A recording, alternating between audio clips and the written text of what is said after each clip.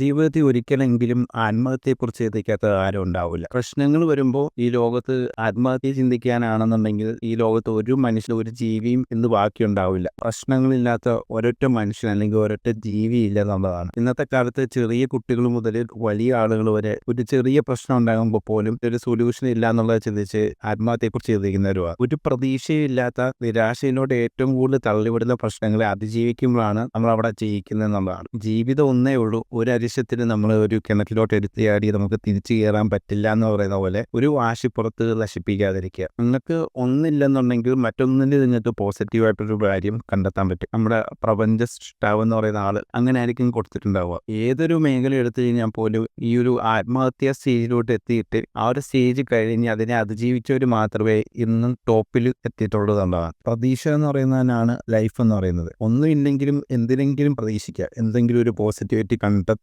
ശ്രമിക്കുക. അവിടെയാണ് നമ്മൾ വിജയിക്കുന്നത്. എല്ലാ ആളുകളോടും ഒരു കാര്യം കൂടെ പറഞ്ഞോട്ടെ, നമ്മൾ ഒരാളോട് ഒന്ന് പുഞ്ചിരിക്കുമ്പോൾ അല്ലെങ്കിൽ ഒരു പോസിറ്റീവായിട്ടുള്ള ഒരു കാര്യം പറയുമ്പോൾ നമ്മൾ അവിടെ അറിയാതെ ഒരു പോസിറ്റീവായിട്ടുള്ള ഒരു എനർജിയാണ് സ്പ്രെഡ് ചെയ്തത്. ബട്ടർഫ്ലൈ എഫക്റ്റ് എന്നൊക്കെ നിങ്ങൾ കേട്ടിട്ടില്ലേ? നമ്മൾ ചെറുതായിട്ട് കൊടുക്കുന്ന ഒരു ക്യൂബുലേഷൻ വലിയൊരു ഇമ്പാക്റ്റ് ഉണ്ടാക്കുന്നത്. അതുകൊണ്ട് എപ്പോഴും മറ്റൊരാളോട് പുഞ്ചിരിയോടെ അല്ലെങ്കിൽ ഒരു പോസിറ്റീവായിട്ട് മാത്രം ഒന്ന് പെരുമാറാൻ ശ്രമിച്ചു കഴിഞ്ഞാൽ ഒരുപാട് മാറ്റം നമ്മുടെ സമൂഹത്തിൽ ഉണ്ടാക്കിയെടുക്കാൻ പറ്റും. ആർക്കും നമ്മൾ കാരണം ഒരു വിഷമം ഒരിക്കലും ഉണ്ടാവാതിരിക്കട്ടെ. അങ്ങനെ ശ്രദ്ധിക്കുകയാണെന്നുണ്ടെങ്കിൽ നമുക്കും ആര് കാരണം വിഷമം ഉണ്ടാവില്ല. എല്ലാവരോടും ബെസ്റ്റ് ഓഫ് ലക്ക്.